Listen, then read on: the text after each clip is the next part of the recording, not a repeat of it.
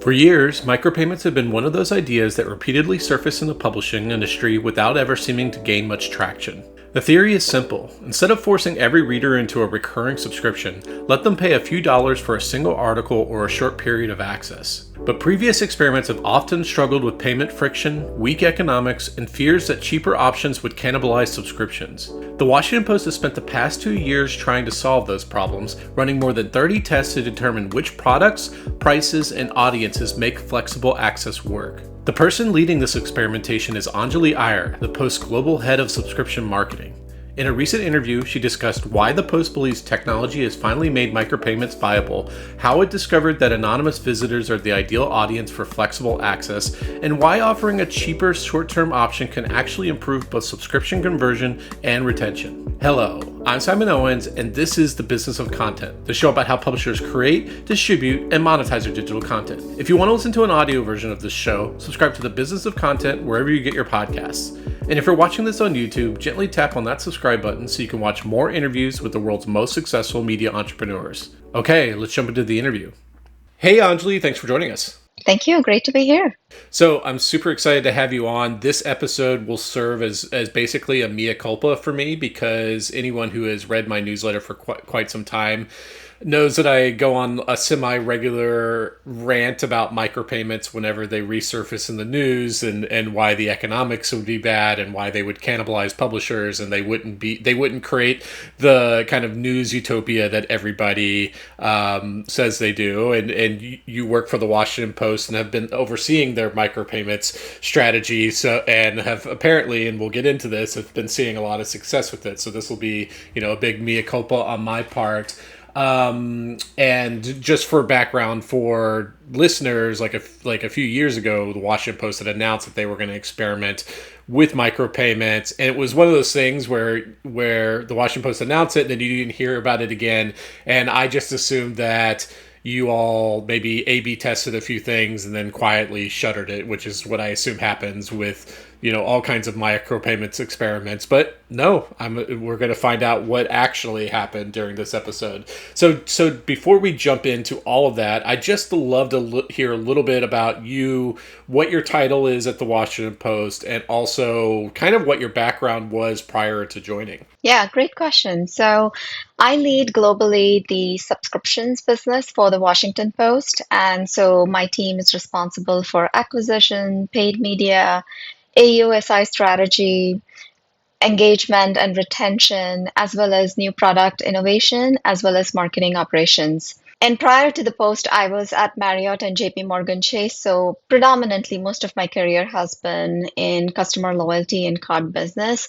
So my job really is not how to get a customer in the door for the first time, but really how to keep them, retain them, and more importantly, get them to pay more and more. A lot into customer psychology, analytics, strategy, and finance. Yeah, and that's what's fascinating is that you came from a non-media background and more of kind of like a traditional product background. Obviously, not a lot of like media companies have the heft of the Washington Post or the New York Times or whatever that can afford to have these like teams of like product focused people. Like a lot of the subscriptions are run by content people, so they only have a content mindset. But you have that ability to think about content as a product that needs to be marketed, and you've studied all those kind of user acquisition journeys for like non-media assets, basically, right? Yeah, it's really important. I think first and foremost, for any strategy to work out or any product to be successful, you really have to put customer in the center and then think about customer needs and their behaviors, where the industry is trending, how customer consumption patterns may have changed, and then you build around it. And I think then you are very successful because at the end of the day, you're trying to sell to the customer.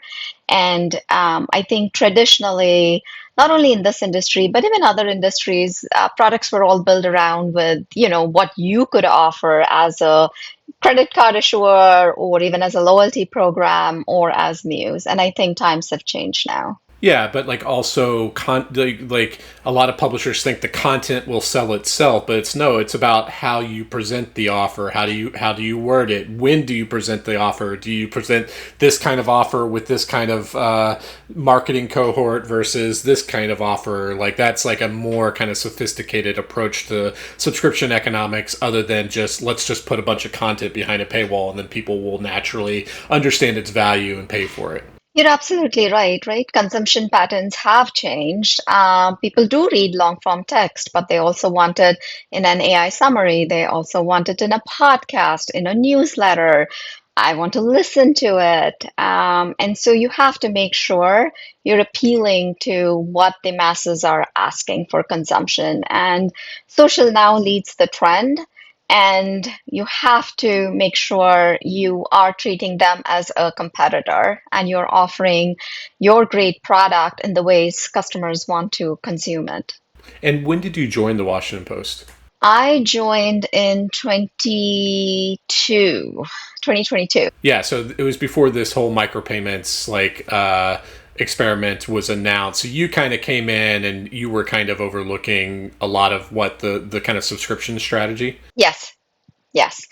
And then in 2024 was the first time we started thinking about micropayments, just looking at the industry, the research.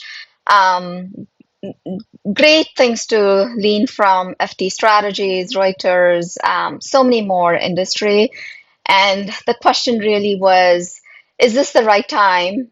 Perhaps because the way consumers are now asking for content, where they are finding it, and also the technology. I think when micropayments were done before, we didn't have Apple Pay, Google Pay, Safe Card payment. Now you just double click on your phone and you can purchase something. You can buy a subscription for anything today. You can also buy a 1 day pass for anything today. So consumers are also getting used to that. I can get a 1 day pass to a gym.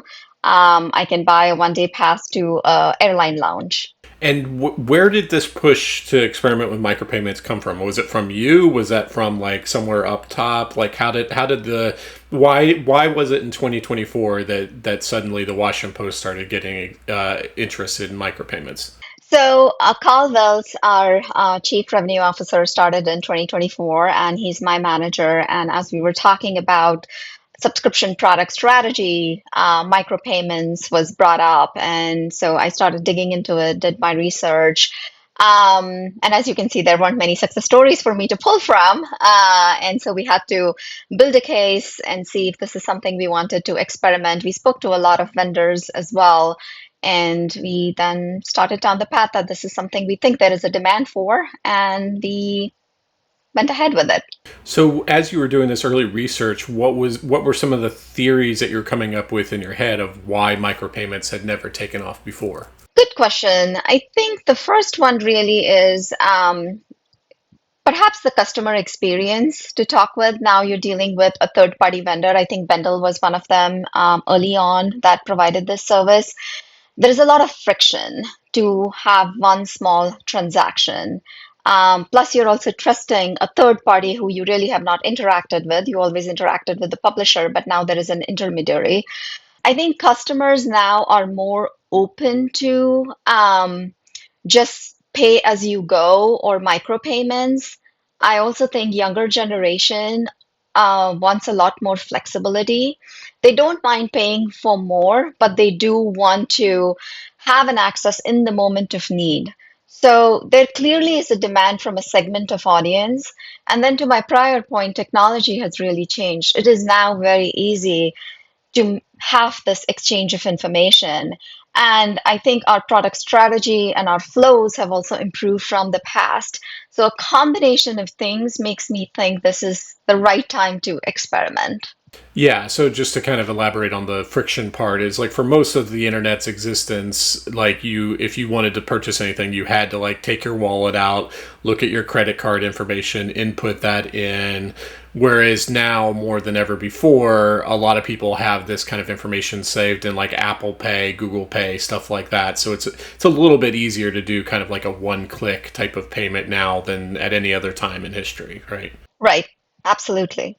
And had you started to like develop any ideas at this point, but in the early stages of like how a micropayment could work. And I don't want to spoil what we're about to get into, but like, you know, this idea of instead of like saying, okay, you have to go through all this work to just pay for one article, which is a lot to do for just one article. This idea of doing like a day pass or a week pass or a month pass, was that part of the early idea that you were coming up with in your research, or was that something that you came to later?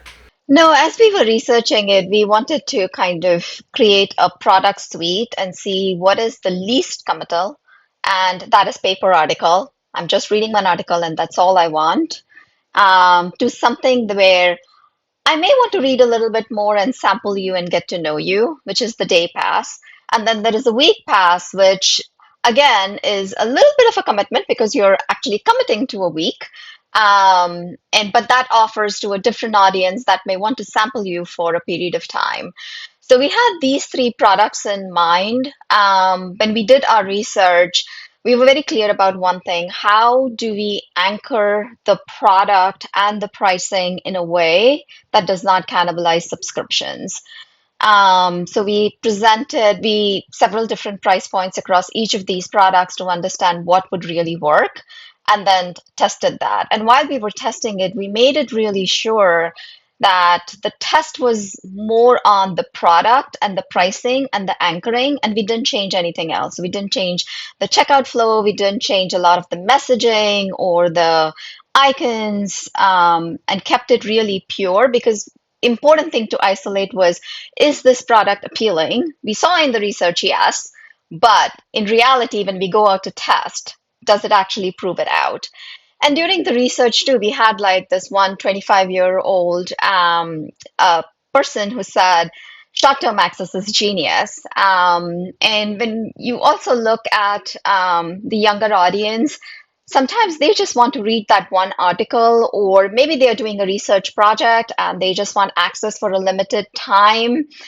And it works out for those kind of audiences who want to read, who are interested in journalism, who know you, who trust you, but are just not ready for that commitment. So they want to date you, get to know you before they actually say, I'm ready to marry you.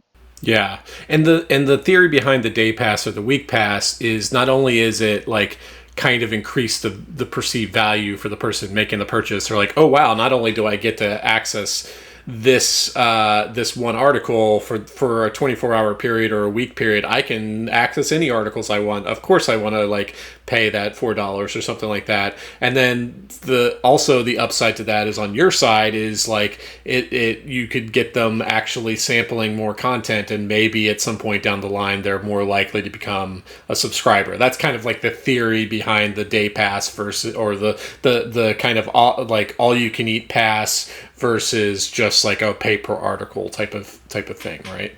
Exactly, you said it very well. And while we were doing the day pass and the week pass, we made sure that we treated them as a subscriber, which means they got enrolled into our newsletter. And so we were trying to establish the connection with them and then continue to push content to show them not only the depth, but also the breadth. And how do you bring them back to the site again for repurchase or to subscribe ultimately? Yeah, and that's something that I've written a lot about in my newsletter, is that like if a publisher can get someone signed up for their newsletter and opening that newsletter on a regular basis, there's that person is so much more likely to become a paid subscriber than someone who's coming in through just like following links on Twitter or Facebook or something like that. So take me to these early days. So you're going to experiment with micropayments. How did you go about kind of basically setting up the experiment? Like, did you survey users first, or did you go to your like design team and have them start creating mock-ups of different options? Like, what was kind of like the early stage of testing out these micropayments? A combination of both. We definitely wanted to do research before we built anything. So it was truly cross-functional across many, many teams. And so we did do some mock-up designs with price points. So we wanted to make it as real as possible for these customers to get us a good read. And then once we got the results, we decided on the test plan. To my point earlier, again, we made sure we were controlling for all the other factors and making sure that we isolate the fact of the product and the pricing. The anchoring is really important. At every single test that we have done, we made sure that the flexible access product was paired with a subscription product.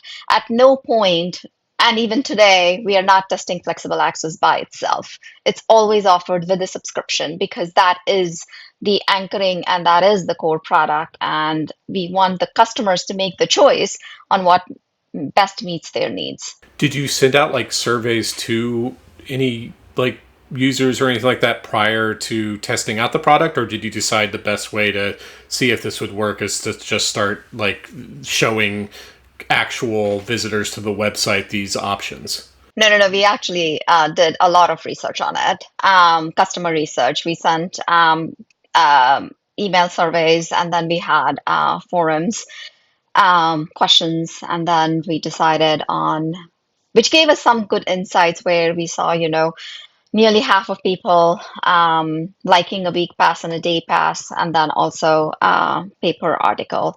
And that's the order we started to test with. The least not the least commitment, but the 1 week pass, and then followed by day pass, and then paper article. The first time we tested week pass was in September 2025. I'm sorry, Yeah. So 2024. the surveys were showing them a range of options, and they were saying which one, like not actually asking them to make the commitment, but having them tell you this is what I would be most enticed by, basically. And Exactly. and Yes. what did they say in those surveys? Because obviously surveys, people, I think bad people are sometimes bad about knowing what they'll actually do. Those surveys have a little bit of limited value, but they will at least get some initial reaction. There's always that famous anecdote of Henry Ford saying, if you ask people what they want when we were, inventing cars, they would have said we wanted faster horses. Like sometimes you don't really know if a product's going to be successful until you at least test it in the marketplace. But in those surveys, what was the most enticing option? I think week pass and day pass turned out to be the most enticing option. With paper article, they wanted wallet functionality where you could store credits and then reuse them. That was very appealing. And that is also something we tested based on customer feedback. Um, I'll be honest, if the customer feedback had come that this is not appealing and a vast majority had said this is not a product that we are ready to, we also surveyed all engaged US citizens who were over 18. And we found millions of people actually saying we would consider a flexible access product if it was priced well, um, and if it kind of met our needs. So that was another proof point with the separate research that there is a vast majority of audience interested in a product that gives them access on their terms. So talk to me through how you actually rolled out the test, because it's not like you just started showing these options to all users. As I understand it, you showed it. You eventually realized that if you showed it to a very specific subset of users, that was the most effective way. So talk me through those early days of testing it out. How these various options were presented to visitors to the Washington Post website. Yeah, it's a great question. We talked about a lot, like what is our starting position? Should we start narrow and then go broad, or should we go broad and then narrow? I think where we ended up is going broad. We wanted to test everybody. We clearly had a hypothesis. We had a break-even analysis. We knew all our thresholds. So this is something I would advise to anybody who's thinking about flexible access is please make sure you do your research, you understand your product is something that can do flexible access. Your audience wants flexible access, and the math shows that you can actually sustain experimentation. And so we did all of that, and we decided to go broad. We obviously started with the paywall. We have something called as multi-offer wall. So we have a very robust smart paywall that is built in-house, and it gives three experiences to customers. One is free page view. The second one is something we call multi-offer wall. So you could either subscribe or you can register. And then the third one is the paywall. So we started to show it on the paywall. We also experimented with the multi-offer paywall We ran the test as long as it needed to be to make sure we get the statistical significance, all the metrics that we had aligned on, and then started to iterate. The best way I can say is this was a very, very complex testing. We did over 30 tests. It's like building multi-layered fruitcake. And so you want to make sure all the ingredients match perfectly. You have to figure out who is the audience, where will you show them, when will you show them. You have to make all of these considerations, and these permutation combinations have to match. And so with robots testing, we eventually nail down the audience where this product makes the most sense, obviously keeping in mind the revenue numbers. Yeah, and so just so I can translate what you just said, so the very initial test, it was extremely broad. Was it just kind of more kind of randomized, like you were either in the control group or the Yes. experimental group, no matter what your demographic was that was landing on the site? Like if you were in control group, you saw the standard subscription funnel that had already been there, and if you were in the experimental group, you saw some kind of day pass or week pass offering basically when you hit the paywall. Is that correct Correct. for the Yes. initial one? Yeah, so Yes. then you started drilling down and trying to figure out, okay, is there some kind of subset of users that are shown the day pass versus those that are just shown a normal paywall, right? Like you started to try to segment audiences and try to figure out what is the specific audience that we want to like offer this micropayments option to. Absolutely, yes. And that is really important because for flexible access to be successful, you need the scale, but you also need the frequency. And that's how the product will win because ultimately you want to groom these audiences that are coming in. If you think they are these middle of the funnel audiences who probably hit a paywall and then went because they didn't want to commit. So, A, it's important to give them the right experience, but then also continue to nurture them so you could either bring them back for a repurchase or a subscription offering. Yeah. And so as you continue to you tested out these 35 different offerings, tell us about what the data showed and what audience you specifically honed in on that was perfect for this for the micropayments option. Yeah, so after a lot of testing, we have concluded that anonymous audience makes the most sense. Looking at the rate at which the adoption was for flexible access, as well as all the other key metrics that we want to look at.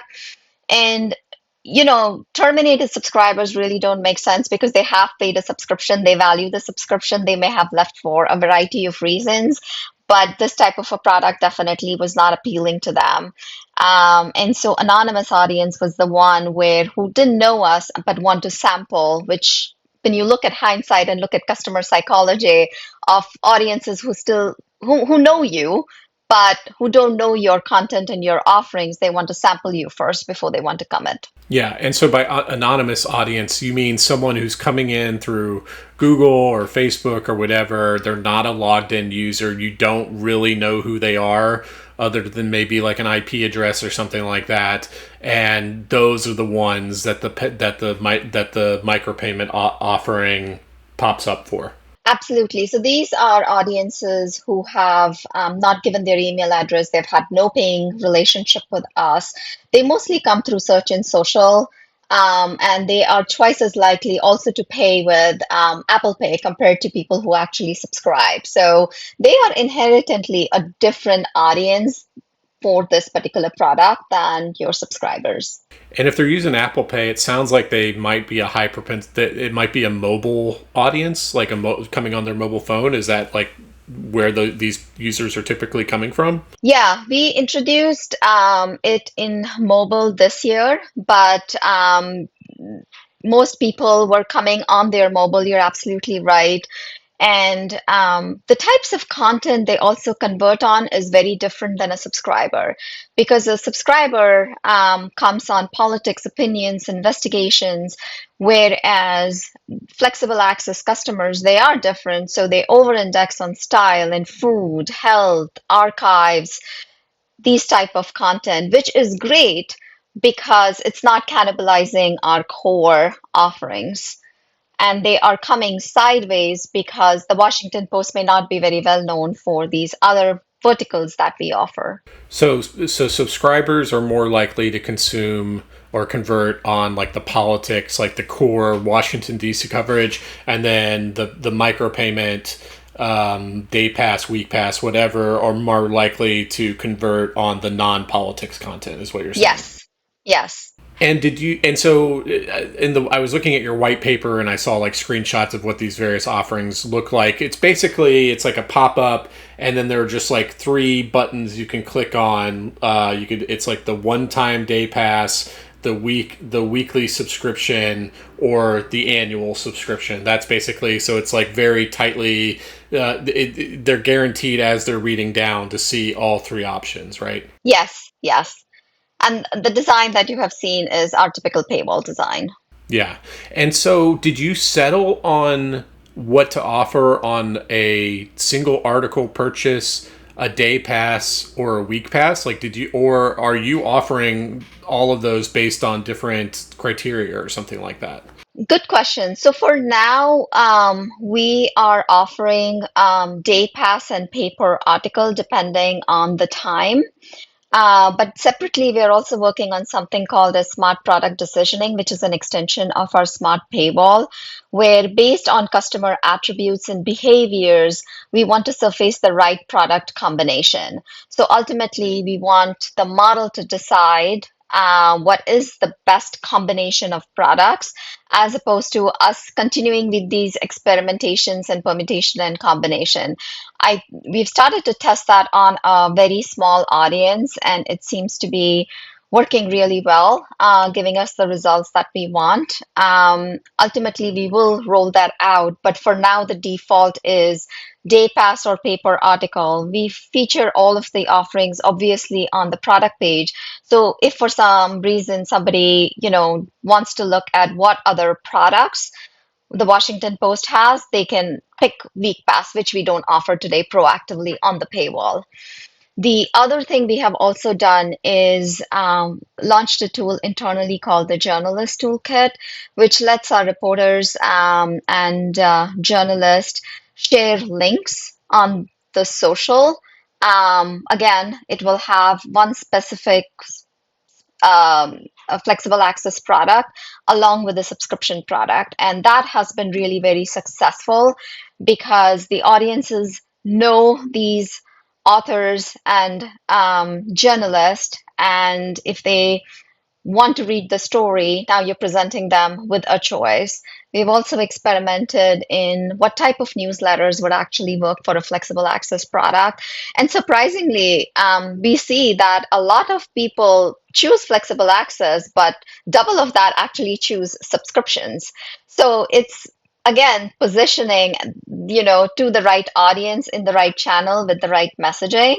And you ultimately see that subscriptions do win out even when you have a flexible access product. Interesting. So there's so much to unpack there. So for the Washington Post journalists, they have something in their dashboard. So when they go to share one of their articles, they can grab one of these special links when it's like on, sharing it on Twitter, and anybody clicks on that link, regardless of like how the CMS identifies them as whether a logged in user or not logged in user, they're shown a flexible day pass. A flexible access product, it could be a day pass or paper article. The journalist can choose, but it's always shown with a subscription offer. And what's your theory? Like, why is it that journalist sharing that link like that pairs well with a micropayments option? I think if you think about it, right, it all becomes human. There is a journalist behind every story, and when they are sharing their story and giving you a means to access, you trust the person, you know the person, you are more likely to respond. It's again goes back to human psychology, where you're most likely to buy a product when you know someone recommends it, as opposed to just walking into a store and buying it yourself. And I think coming from a journalist and presenting a choice gives the customer, an option. And we weren't doing this before, right? Previously, they were just sharing the story, but now we are giving them a link so customers can actually, click the link and read the article however they want, either through flexible access or through a subscription. Think of it as another way of amplifying your audience. So, what do you notice when someone is just given a subscription offering versus a subscription offering and payment and a micropayment option? For those people who still click the subscription offering, do those people have different behavior than people who are just presented with the subscription offering? So you get what I'm asking. Like, I'm Yes. not talking about the people who choose the micropayment. I'm saying people who choose the subscription offering, do they behave any differently when there's a micropayment option next to it versus people who only see the subscription offering? You nailed it. This is the best question. Yes, there is a difference. You see higher retention rate because the customer who just wanted to read that article now has the option with the flexible access or micropayments option and is not forced to subscribe. If you look at piano stats, they say, right, about 13% cancel on day one and then 40% cancel by the time you reach 2 months. And flexible access is exactly doing that for the people who never wanted to subscribe in the first place, but you actually said the only option is to marry me. Now they have the option for flexible access. So the retention rates are higher. But the other important thing is we also see conversion rates go up. So there are more people who are actually paying us compared to just for the subscription offering. So I think customer choice does matter. Yeah, and so there's a few things there. So like, yeah, that's kind of the dirty secret in publishing is that micropayments already existed. Like I have a paid subscription newsletter, and some percent there's always like every single month I get these people who pay to subscribe and then unsubscribe 5 minutes later. They're basically paying for an entire month's worth of access and then canceling it right away, mainly because they just want to access one article. So that was already happening. So what you're saying is now that they have this alternate option, if they actually truly want to subscribe, they'll subscribe. But if they just want that one article or whatever, they will convert into, or they will just do the micropayment type of thing. Yeah, and you have to also make sure the economics behind the pricing strategy is solid, because at no point do you want to undermine your subscription offering. And that's why the pricing strategy and the research is a very important step. Yeah, and you charge like $4 for a day, either a day pass or a week pass, which is what it costs for an entire month. And that's why I think they convert higher to subscriptions. It's like that old classic psychology thing where someone will have a super high price product and a super low price product, and the thing they're trying to get is people to pay for the mid price product, and they're using the high price to make it seem like the mid price product is a deal or something. It's Like the best it's that deal. kind of You're psychology, absolutely right? right. Yeah, so we offer day pass at $4, week pass at 7, and paper article at $2. Yeah, and so they're like, "Oh, this is a much better deal. I should just go ahead and subscribe because it's way cheaper than I get way more for my money if I just like convert into a subscriber versus like a day pass or a week pass." Yeah. So talk to me like, so someone converts into a day pass, week pass, paper article. What is the marketing funnel then for them? Like, are they automatically enrolled in like the daily newsletters that the Washington Post sends out? Do they get their own kind of special email campaign? Like, what do you do to like try to convert those people into recurring subscribers? Yeah, so once you become a flexible access purchaser, you are automatically enrolled into our newsletter. It's called The Seven. And this is the way where, you get it every day in your inbox. We are now in the process of building automated personalized journey for that particular audience. We now have a breather after 30 more tests where we can take a step back. We have a lot of learnings. So now we are building journeys to get them to resubscribe, I'm sorry, repurchase, or ultimately go down the subscription path. What we have also done with them after their pass expires is to send them a lot of content emails, stories that are doing well, investigative series, So at least there is a way to bring them back to the site so they can see the news. And of course, the newsletter also does the same job every day in your inbox. You click a link, the story that you want, and you come. Yeah, and this is something I mentioned earlier. Is if you can get someone opening a newsletter every single day, then they're much more likely to become a paid subscriber. So someone signs up for a day pass, they get enrolled in this newsletter. Suddenly, that's landing in their inbox every day. They're turning it into a habit, and then they're like, okay, I've sampled the content. I want to access this content. Now I'm going to become a paid subscriber. What percentage of people who sign up for a micropayment eventually convert into a paid subscriber? Good question. So right now we don't have any marketing push for conversion. All of this is organic. So we see about 2 in 25 people who either repurchase or subscribe to us. And Yeah, so that's what that's slightly less than 10% of people who do the micropayment will become some kind of repeat customer. exactly, and that's organically without any marketing push. Once we do the marketing push, we definitely expect this to go up. But to your point, tactics to engage them with content, with newsletters and other content, emails is the right way to kind of bring them early on in the journey without aggressively pushing them towards payment because they are a different kind of audience. You do want them to consume before you ask them for money.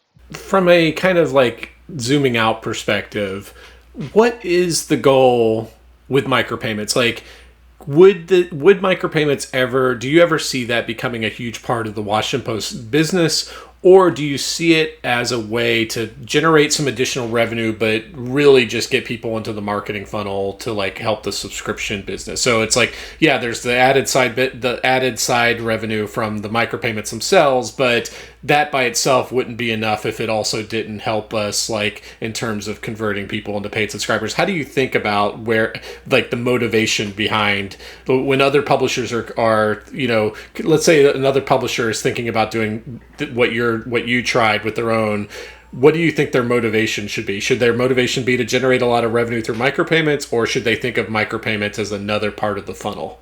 I think of micropayments as another part of the funnel. They complement subscriptions, and as audiences are coming less and less directly to news sites. I think flexible access is a great way to convert the audiences who are coming to you but are not committed yet. So it's all about like growing, expanding that funnel. Audiences who may have not come to you because, oh, I have to pay.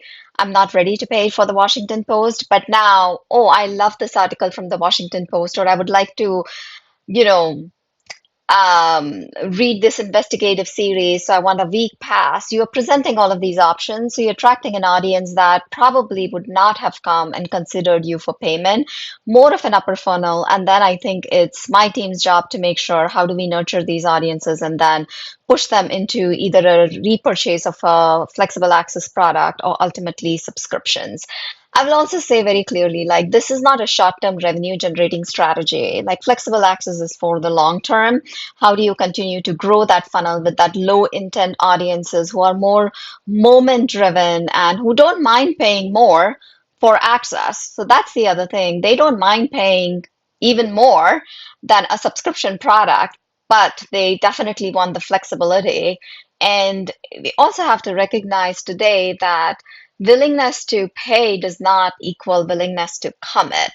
And that's an important distinction. And how do you treat audiences differently, ultimately, to generate revenue? So I think I hit upon most of the insights that were in the white paper. Were there any other kind of user behavior or customer behavior, something I didn't touch on when talking about these micropayments that you can think of? Anything No, else I think interesting you you noticed when? No, I think you touched upon pretty much most of them. Who they are, how do they come, how do they engage, what their behaviors are, and ultimately, what does that mean to the bottom line? Yeah. Okay. So I want to move on and just for the end of the interview, just maybe expand a little bit more into subscription economics and user psychology and stuff like that of what converts people into subscriber. Since you touch upon that, so I'd love to just hear like what are some of the KPIs that lead to like someone converting into a subscription. I've already mentioned if you can get them signed up for your newsletter. I've read that the New Yorker has found that if someone plays a crossword puzzle, they're much more likely to convert, and or they're much less likely to churn. If they're like a daily crossword puzzle, their user, they're much less likely to cancel their subscription than someone who doesn't pay it. I have a feeling, and you can tell me if this is wrong, if someone comments on an article, they're much more likely to become like remain a paid subscriber. I also have a theory that if someone downloads the mobile app and opts in for push notifications, they're much less likely to become a paid subscriber. So what are the different like things that you're trying to get these users to do that's going to reduce churn rates, that's going to like increase the value of the subscription? What have you noticed in the data? Yeah, so you're absolutely right. I think newsletters, so we auto enroll every subscriber into one newsletter, but signing up for two more. So the optimal number that we have found is about three newsletters, where your likelihood to retain goes up significantly. Downloading the app and visiting via the app is another signal for high retention and engagement. We also find people who are engaged. Read more on the app. Other than that, I think commenting, again, it's a very small audience, but the audience who does comment is super engaged, including attending live events. Again, those are, I think, your super, super users. But the idea is how do you instill these behaviors early on in the first 100 days of a new subscriber's life cycle so they adopt these habits. And, research says it takes an average person 66 days to adopt an habit. And that's why we have built a very robust onboarding journey that has all of these habits communicated to them along with the benefits of the product, right? Like, why should you download the app? You can listen, you can watch, you can play a game, to your point. Playing game also is a high retention factor. So instilling these habits early on is a great way to retain because you see the biggest churn happening around 14 days, then 30 days, 60 days, by 90 days, it gets stabilized. So as long as you can instill these behaviors early on, it's better. And then also looking at lapsing subscribers as an example who are getting a little disengaged. How do you put content in front of them, bring them up to the site, bring them back to the site or to the app, and then make sure if they don't have these habits, how do you get them to these adoption habits? Well, like, okay, so is your system identifying people who haven't visited the site or engaged with it, and and if so, what is it doing to get them re-engaged? Yeah, so if people are not coming to the site or not engaging with our newsletters, we have paid media campaigns. We target them and bring them back to the site. And once they are back to the site and we see they are starting to engage, we also have tactics to make sure we are showing them the diversity of content, pushing content through, like, see what you may have missed, the top stories. Content is really king, and so engaging them via content, but also instilling all the habits that you and I have been discussing are really important for customer retention. And these are also true for conversion. Slightly different motivations and slightly done in maybe different order, but they also lead to conversion. So reading a second article, reading a different type of an article when you visit, downloading the app, playing a game, responding to editorial emails, or push notifications, these are very high signals of conversion. So for paid media, does that mean you're taking their email addresses and uploaded them into like Facebook's Yes. ad campaign manager, and you're targeting them with the most clicked on article from like it can't be that granular where you're also trying to predict which article that specific user is most likely to engage with, because I feel like that would be, unless Facebook's AI is way better than I think it is. Like, so are you just like thinking like this one article is gonna engage the most people, and we're going to just target those people on Facebook who are less engaged or something like that with a headline to that article? So we have automated a lot of our content where we have the top performing content going in. We are not very hyper targeted in paid media, again, for the reasons that you're saying. You can't make the campaigns so small, but we go after an audience who is not engaging with us or who has not visited. And then we push through our top performing content to them. And once they do come in, then obviously through email, you can be a little bit more targeted in presenting them with the content that we know historically they were engaging with, and then slowly start to show other verticals as well. Does your team oversee like how the comments, since like how do you get people to comment more? Is there some kind of like, does your team design the comment CMS or whatever that to make it so that the best comments rise to the top, or the things most likely, like what, how does the Washington Post get people commenting on articles or make that an enticing thing to do? Yeah, so I think engaged subscriber by default just goes to comment. But to your point, the product team has a very robust mechanism. They have built a CMS product. They also have now introduced a summarization of AI comments. So that is one way to attract, other customers who are reading the article.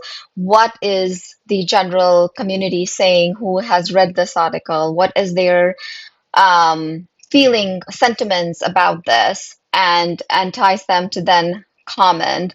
We also have commenting featured in sometimes in between articles as a prompt. We're also trying to move up the commenting, which right now is at the bottom of the article, to further up. Again, to your point, commenting is engaging, but also different ways to show how the audience that's reading this article is feeling, including with having emojis, different types of emojis that subscribers can play around and say whether this was informative or how they felt about the article. So I am a super subscriber. I subscribe to Washington Post, New York Times, Bloomberg, Wall Street Journal, plus a whole range of like niche publications. I make prodigious use of the gift links when they're available. So because I write a newsletter, I always want to try to give my audience a little bit of extra service by using gift links so that they're more, so even if they're not a paid subscriber, they can access this Washington Post article or something like that. What do you notice about people, like what's the motivation to offer up gift links, and what do you notice about people who are coming through gift links? Yeah, so I think gifting again is an action where you see subscribers who gift a lot more or who would gift frequently a couple of times in a month. It's a great retention indicator. So it's about promoting the habits that, with subscribers to share articles that they may like with the community. We actually have a registration wall, so we capture the email address of the customer, and we also see that these customers who actually do give us the email address, who have been gifted an article, their registration rate, I'm sorry, their conversion rate is almost twice. So it's again goes back to the point that if somebody is recommending you something, you're most likely to read it and most likely to then engage with it and subscribe eventually. So it's a great way to actually use your existing subscribers as your fans to promote the journalism that Washington Post produces. Yeah, so they get hit by a registration wall even if they're clicking on the gift link, so you still get Yes. that email address at the very least. Okay, I see that.